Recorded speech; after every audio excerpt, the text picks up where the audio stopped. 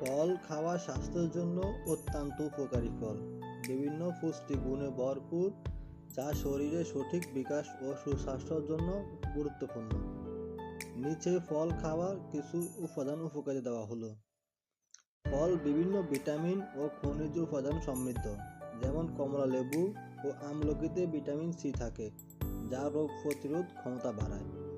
ফলে অ্যান্টিঅক্সিডেন্ট ও ভিটামিন শরীরকে বিভিন্ন রোগ বিরুদ্ধে সুরক্ষা দেয়, যেমন ঠান্ডা, ফ্লু এবং অন্যান্য সংক্রান্ত।